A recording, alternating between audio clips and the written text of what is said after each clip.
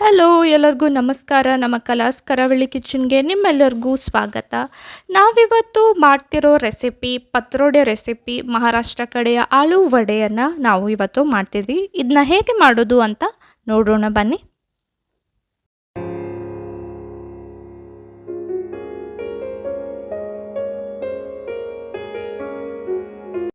First ಪತ್ರೊಡೆ ಮಾಡೋಕ್ಕೆ ಕೆಸುವಿನ ಎಲೆಯನ್ನು ತೊಗೊಂಡು ಬರೋಕ್ಕೆ ಹೋಗಿದ್ವಿ ನಾವು. ನೋಡಿ, ಈ ರೀತಿ ಎಲೆ ಇರುತ್ತೆ. ಮಳೆಗಾಲದ ಟೈಮಲ್ಲಿ ಇದು ಬೆಳೆಯುತ್ತೆ. ಈಗ ಇದನ್ನು ಚೆನ್ನಾಗಿ ಕಟ್ ಮಾಡ್ಕೊತಿದ್ದೀವಿ. ಹಿಂದ್ಗಡೆ ಇರೋ ಸ್ಟೆಮ್ಗಳನ್ನೆಲ್ಲ ನಾವು ಈ ರೀತಿ ಕಟ್ ಮಾಡ್ಕೊತಿದ್ದೀವಿ. ಈ ಎಲೆನ ಸ್ವಲ್ಪ ಫ್ಲ್ಯಾಟಾಗಿ ಮಾಡ್ಕೋಬೇಕಾಗತ್ತೆ. ನೋಡಿ, ಈ ರೀತಿ ತೆಕ್ಕೋಬೇಕಾಗತ್ತೆ. ನೆಕ್ಸ್ಟು ನಾವಿದಕ್ಕೆ ಅಕ್ಕಿ, ಉದ್ದಿನಬೇಳೆ, ಹೆಸರುಬೇಳೆ, ಮೆಂತ್ಯ ಇಷ್ಟನ್ನು ನಾವು ನೆನೆಸಿಟ್ಟಿದ್ವಿ 4ರಿಂದ 5 ಗಂಟೆಗಳ ಕಾಲ. ಇದನ್ನು ಈಗ ಗ್ರೈಂಡ್ ಮಾಡ್ಕೊತಿದ್ದೀವಿ.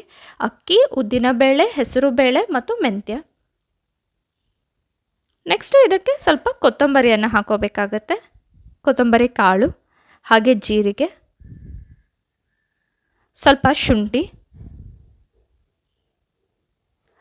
ಸ್ವಲ್ಪ ಹುಣಸೆ ಹಣ್ಣು, ಹಾಗೆ ಒಣಮೆಣಸಿನಕಾಯಿಯನ್ನು ಹಾಕ್ಕೊಂಡಿದ್ದೀವಿ. ನೆಕ್ಸ್ಟು ಸ್ವಲ್ಪ ಬೆಲ್ಲ,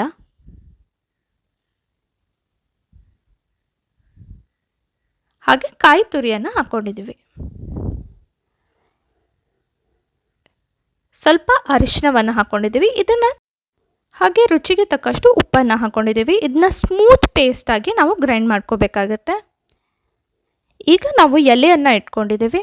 ಎಲೆಗೆ ಈ ಪೇಸ್ಟ್ನ ಅಪ್ಲೈ ಮಾಡಬೇಕಾಗತ್ತೆ. ಈ ರೀತಿ ಕಂಪ್ಲೀಟಾಗಿ ಎಲೆನ ಈ ಪೇಸ್ಟಿಂದ ಮುಚ್ಚಬೇಕಾಗತ್ತೆ. ನೋಡಿ, ಈ ರೀತಿ ಚೆನ್ನಾಗಿ ಸ್ಪ್ರೆಡ್ ಮಾಡ್ಕೋಬೇಕು. ಒಂದು ಕಂಪ್ಲೀಟ್ ಎಲೆಗೆ ಈ ರೀತಿ ಹಾಕೊಂಡ ನಂತರ ಇನ್ನೊಂದು ಎಲೆನ ಹಾಕೋಬೇಕಾಗತ್ತೆ. ಇದೇ ರೀತಿ 3 ಎಲೆನ ನಾವು ಹಾಕೋತಿದ್ದೀವಿ.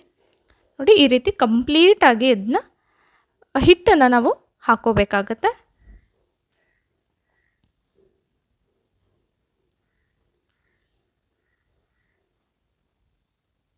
ನೆಕ್ಸ್ಟ್ ಇದರ ಮೇಲೆ ಇನ್ನೊಂದು ಎಲೆನ ಹಾಕೋತಿದ್ದೀವಿ. 3 ಎಲೆನ ಹಾಕ್ಕೊಳ್ಳಿ, ಅದಕ್ಕಿಂತ ಜಾಸ್ತಿ ಹಾಕ್ಕೊಳ್ಳೋಕ್ಕೆ ಹೋಗಬೇಡಿ. ಯಾಕಂದರೆ ಹಬೆಯಲ್ಲಿ ಬೇಯಿಸೋಕೆ ಇಟ್ಟಾಗ ಇದು ಬೇಯಲ್ಲ. ಅದಕ್ಕೆ 3 ಎಲೆನ ಹಾಕ್ಕೊಂಡ್ರೆ ಸಾಕಾಗುತ್ತೆ. ಈಗ ಇದನ್ನ ಈ ರೀತಿ 2 ಕಡೆಯಿಂದ ಫೋಲ್ಡ್ ಮಾಡಬೇಕಾಗತ್ತೆ. ಹೀಗೆ ಫೋಲ್ಡ್ ಮಾಡಿ ಮತ್ತೆ ಸ್ವಲ್ಪ ಹಿಟ್ಟನ್ನು ಹೀಗೆ ಹಚ್ಚಬೇಕಾಗತ್ತೆ. ಈಗ ಇದನ್ನ ಫೋಲ್ಡ್ ಮಾಡಿ ಈ ರೀತಿ ರೋಲ್ ಮಾಡ್ಕೋಬೇಕು.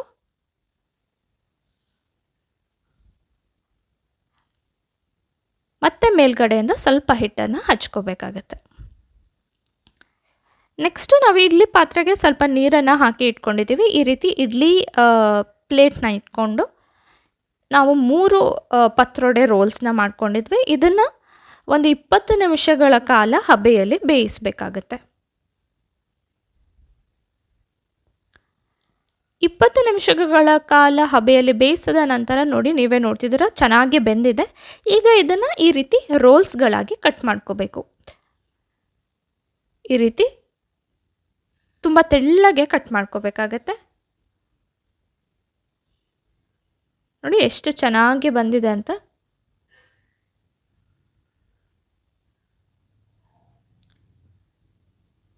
ಈಗ ಒಂದು ತವಾಗೆ ಸ್ವಲ್ಪ ಎಣ್ಣೆನ ಹಾಕಿಕೊಂಡು ಇದನ್ನ ಫ್ರೈ ಮಾಡ್ಕೋಬೇಕಾಗತ್ತೆ.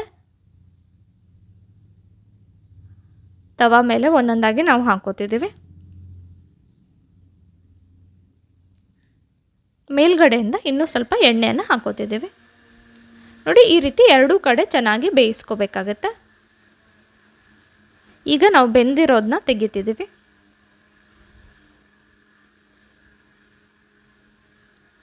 ಈಗ ಟೇಸ್ಟಿಯಾದ ಪತ್ರೊಡೆ ರೆಡಿಯಾಗಿದೆ. ತುಂಬ ಈಸಿಯಾಗಿರೋ ರೆಸಿಪಿ. ಹಾಗೆ ಮಳೆಗಾಲದಲ್ಲಿ ಕೆಸುವಿನ ಸೊಪ್ಪು ಕೂಡ ನಿಮಗೆ ಸಿಗುತ್ತೆ. ಆರಾಮಾಗಿ ಇದನ್ನು ಮಾಡ್ಕೋಬೋದು. ಹಾಗೆ ಹೆಲ್ದಿ ರೆಸಿಪಿ ಕೂಡ ತುಂಬ ಚೆನ್ನಾಗಿರುತ್ತೆ. ಹೋಪ್ ನಿಮ್ಮೆಲ್ಲರಿಗೂ ಈ ವಿಡಿಯೋ ಇಷ್ಟ ಆಗಿದೆ ಅಂತ. ವಿಡಿಯೋ ಇಷ್ಟ ಆಗಿದ್ರೆ ನಮ್ಮ ಚಾನಲ್ನ ಸಬ್ಸ್ಕ್ರೈಬ್ ಮಾಡ್ಕೊಳ್ಳೋದನ್ನು ಮರಿಬೇಡಿ. Once again thanks for watching.